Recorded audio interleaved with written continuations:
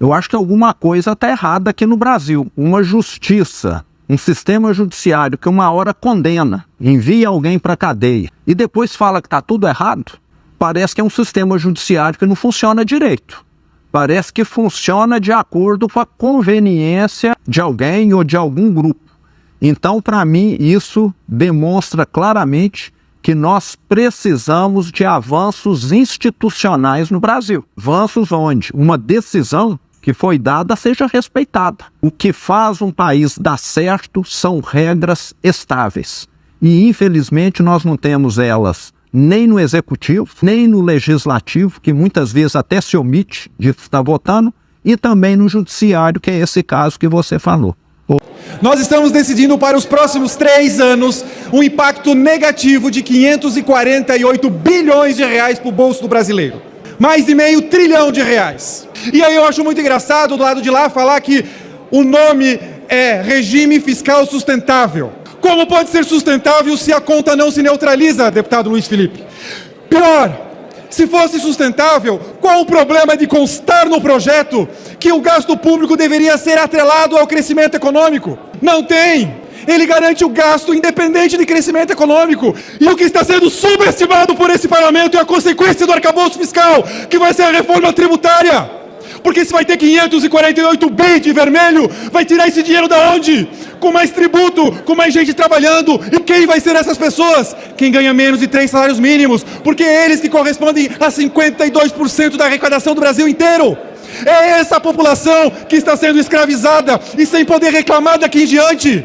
Porque tudo não pode falar. Pague e fique quieto. Esse é o recado que o parlamento está dando. Política pública escravocrata. O benefício do cidadão seria se ele continuasse com o dinheiro no bolso, comprando os produtos e os serviços que ele quer. O Brasil e o país, ele precisa sim ter o cinto apertado. E o político, ele quer fazer o quê? Ele quer gastar o teu dinheiro. E geralmente ele utiliza isso para permanecer no poder. As maiores ditaduras, elas são com maior gasto público, porque é isso que mantém o cargo, gastando com eleição e com pretexto de ajudar os mais pobres. A orientação... Fala pessoal, olha, mais de 500 mil pessoas já assinaram o pedido da CPI contra o abuso de autoridade do STF e do TSE. Nós já temos mais de 147 parlamentares que também já assinaram. Agora precisamos de você nessa arrancada final para pressionar os seus parlamentares a assinar o pedido da CPI do abuso de autoridade. Nós precisamos reunir 171 assinaturas, estamos quase lá. Então, continue a pressionar o seu parlamentar e também os seus amigos para que eles continuem assinando o nosso pedido de CPI. É assim que nós vamos mudar o país e resgatar o apreço à liberdade individual. É isso aí, conto com você. Fala pessoal, olha, mais de 500 mil pessoas já assinaram o pedido da CPI contra o abuso de autoridade do STF e do TSE. Nós já temos mais de 147 parlamentares que também já assinaram.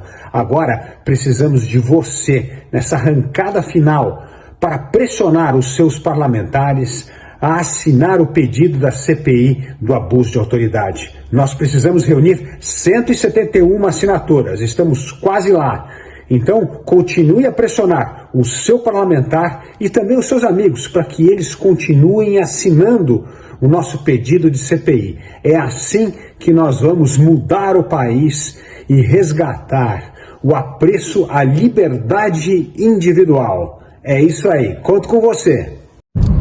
Já somos 400 mil pessoas contra o abuso de autoridade do STF e do TSE. E a pressão já surtiu efeito. 6 parlamentares já assinaram a CPI do abuso de autoridade protocolada pelo deputado Marcel Van Hatten. Gente, só o Congresso pode dar fim à injustiça que a gente está vivendo no Brasil. A gente precisa de uma justiça imparcial. Isso não é pedir muito. Então vamos lá pressionar. Faltam 28 deputados para que ele atinja 171 assinaturas necessárias. Então ajuda assinando, compartilhando. É só ir lá, novo.org.br/CPI. Vou deixar também escrito aqui na legenda e nos stories. E lá também você pode ver todos os deputados que já assinaram. E se o seu não assinou, bora pressionar. Aliás, vamos pressionar todos aqueles que não assinaram, porque todos eles trabalham pra gente, né? E eu tô aqui com o Fernando. Fernando, você vai assinar? Bora assinar, galera. E compartilhar? Bora. Bora lá.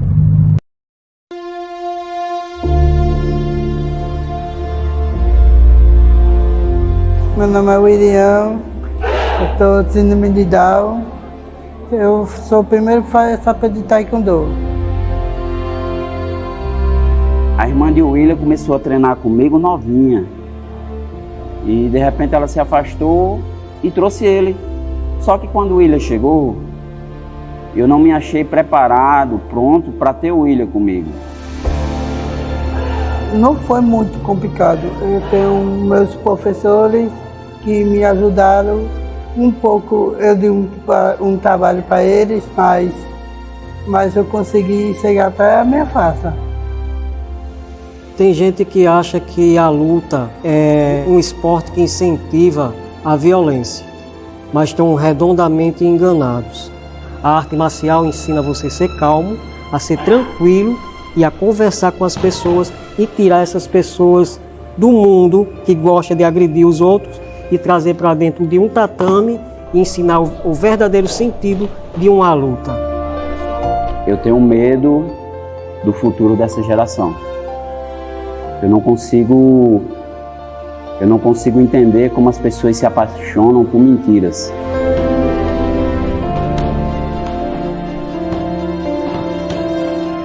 Eu sempre falo para os meninos, prioridade é os estudos.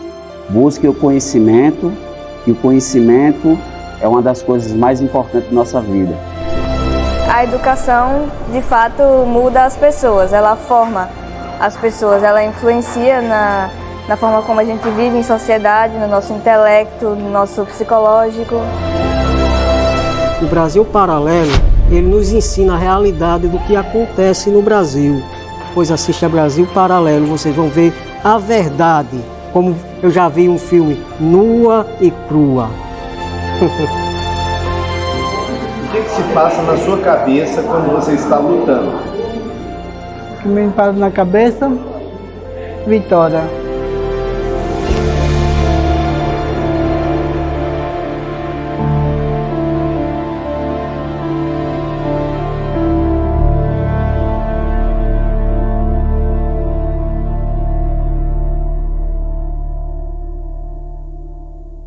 Eu sou Carmen Elane, nasci em Parintins, no Amazonas, uma ilha.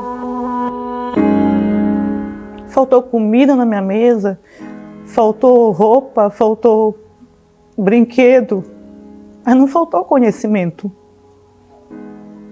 Porque minha mãe me dava conhecimento. Ela nos ensinava a sermos virtuosos. Virtude não se vende. Virtude não se compra, se constrói, se forma. Se eu te falasse agora, desista.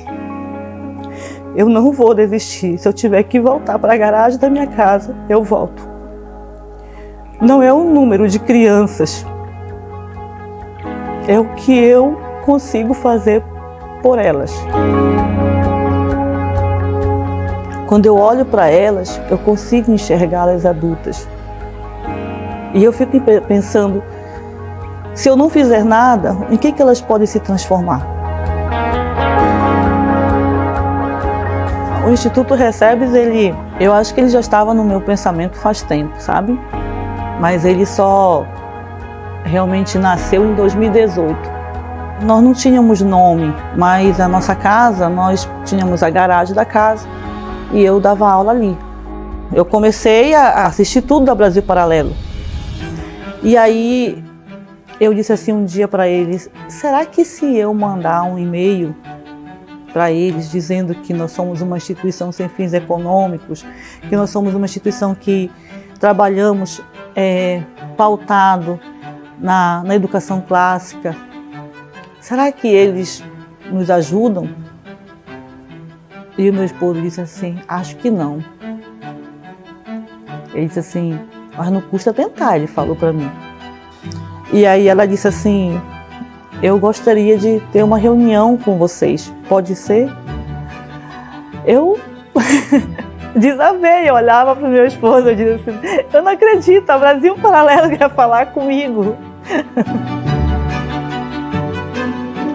E eu fui falando para os pais, olha, Brasil Paralelo, vocês precisam, eu gostaria muito que vocês tivessem acesso, assistam os cursos sobre a família, como ensinar uma criança, como educar uma criança, vocês precisam disso.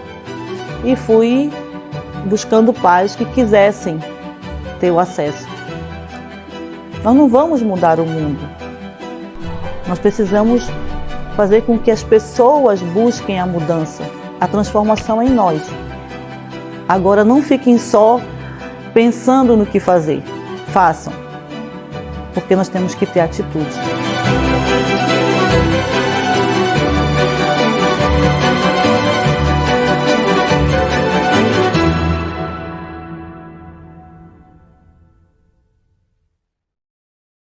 Essa PL 2630, por exemplo, é uma delas, que nos deixará muito fortalecidos.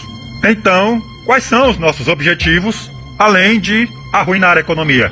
É aumentar o desemprego, destruir o comércio, deixar o povo desabastecido, falir as empresas, falir também o agronegócio, invadir terras, controlar o exército, desmobilizar as polícias, desarmar o cidadão de bem, criar uma guarda nacional com presidiários libertos, aparelhar tribunais de contas com parentes e esposas dos nossos companheiros, pagar a mídia para distorcer os fatos e subjugar o povo pelo medo de se expressar, pelo medo de ser cancelado ou até de ser preso.